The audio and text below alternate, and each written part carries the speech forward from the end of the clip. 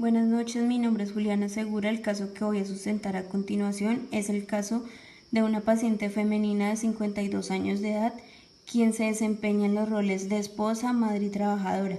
Es procedente de Bogotá, de escolaridad primaria, de ocupación ama de casa. Como facilitadores tenemos la red de apoyo familiar, el acceso a servicios de salud y como barreras el estado actual y su edad. En medicamentos tenemos la prednisolona, calcitriol, fluoxetina, metrotexano, oxilina, vancomicina y meropenem.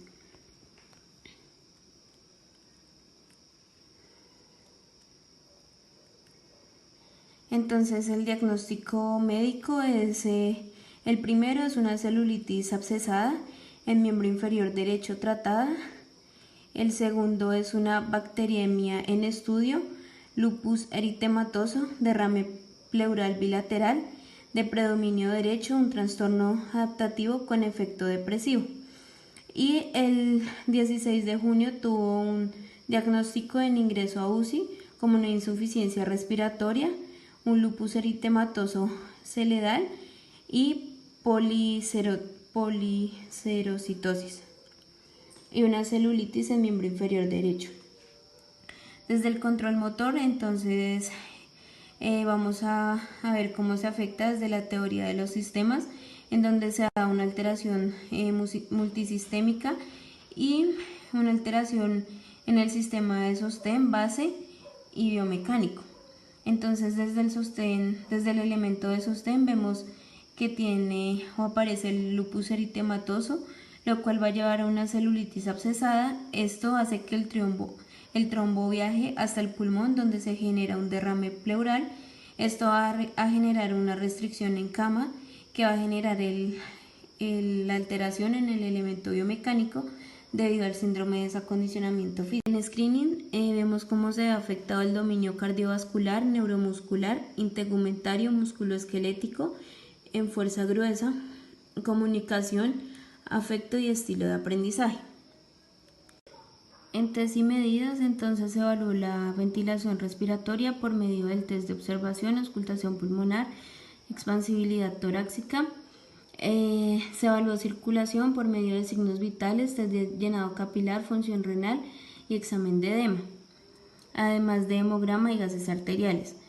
Se evaluó ventilación respiratoria por medio de la monitorización de ventilación mecánica, las funciones mentales por el test de RASH, función motora por escala de Bartel, flexibilidad con la prueba de 90-90, desempeño muscular con la prueba de Medical Resilience Quotient, actitud postural con observación, integumentario, integridad tegumentaria con la clasificación de úlceras y la presión.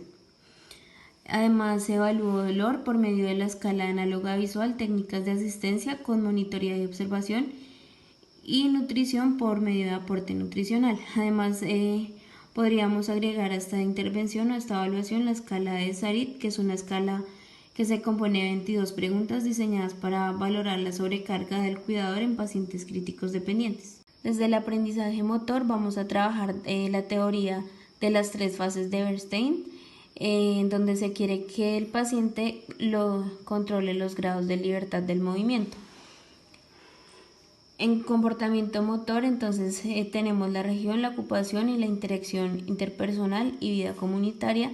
En habilidades tenemos que la paciente tiene atención de manera espontánea y en capacidad preferida de movimiento, que se encuentra en decúbito supino. Entonces, como estrategia de intervención, la primera es la técnica de higiene de la vía aérea mecánica ventilatoria con una modalidad de estrategia de respiración tipo técnicas para maximizar la ventilación con 2 series de 10 repeticiones. Entonces, según Fernández 2017, esta intervención nos ayuda a disminuir la debilidad adquirida y la falta de condición física asociada a la enfermedad crítica del paciente. La segunda estrategia es el ejercicio terapéutico con una modalidad de ejercicios de flexibilidad tipo rango de movimiento con un método estático, modo activo asistido con la intensidad de 30 en la escala de Perflex en la postura de cúbito supino con una serie de 2 repeticiones. Entonces en esta se inician los ejercicios de flexibilidad de la caja torácica con un ejercicio sencillo de facilitación respiratoria. La tercera estrategia es el tipo de aspiración, modalidad estrategia de respiración con una serie. Las repeticiones hasta que el fisioterapeuta vea que la sonda no hayan secreciones o hasta que se complete la higiene total de la vía aérea. En la descripción de la actividad se hace con técnica de succión abierta y con la frecuencia cada vez que el paciente lo requiera. La cuarta estrategia de intervención son los ejercicios de fuerza-resistencia. Esto lo hacemos con un tipo de ejercicio activo asistido, modo autocarga, intensidad de 5 en la escala de Omni con una serie de 2 repeticiones. Entonces esto lo hacemos con movilización activa de rodillas, ejercicios circulatorios de extremidades superiores como flexoextensión y rotaciones de muñeca, y finalizamos con las movilizaciones de flexoextensión y abducción de la articulación glenohumeral. La siguiente estrategia se hace con una modalidad de drenaje tipo linfático, modo manual con el método de Boder. La técnica de aplicación son círculos fijos con una intensidad suave, con una profundidad superficial, una dirección centrípeta con una duración de 10 minutos. Entonces, según Connolly 2016, los beneficios de esta intervención en la rehabilitación física de pacientes en UCI son visibles a corto plazo, observándose una mejoría de la fuerza muscular y una disminución de la duración de ventilación mecánica y de la estancia en UCI. La siguiente estrategia de intervención es una modalidad de estimulación eléctrica tipo NEMS con una frecuencia de 20 a 30 Hz, duración de pulso de 300 a 350 y una amplitud de corriente mayor a 100 miliamperios. Entonces, esto, según Santa María en el 2019, dice que en muchos casos, en los pacientes completamente sedados, hay que realizarle el tratamiento mediante estimulación eléctrica neuromuscular NEMS, ya que este puede suponer un cambio tanto en la estimulación de la síntesis de proteínas como en evitar la disminución de la atrofia muscular causada por el desuso. La siguiente estrategia de intervención es la modalidad de entrenamiento de balance, coordinación y agilidad con un tipo de entrenamiento de patrones de movimiento. El medio es movilizaciones pasivas, intensidad suave, con un volumen de 3 repeticiones de 10 series, con una frecuencia de todos los días. Esto con el objetivo de comprobar si la rehabilitación física aporta buenos resultados en los pacientes con síndrome de sepsis en este estudio, además de realizar técnicas de movilización.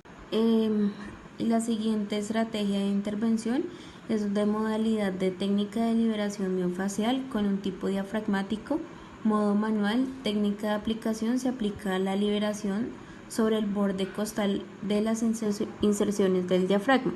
Esto con una intensidad moderada, con una profundidad superficial y una duración de 10 minutos. Entonces, esto se realiza ya que en el caso de acortamiento o disfunción del diafragma se produce un desajuste en la cadena muscular estática inspiratoria en conjunto con los músculos escalenos, pectoral menor e intercostales, con un bloqueo del tórax inferior en fase inspiratoria. Por tanto, su acción de amortiguación radica en la convergencia de las tensiones de las 34 cadenas musculares flexoras, extensoras, anterior cruzada, posterior cruzada en el centro frénico a través de la fascia superior e inferior.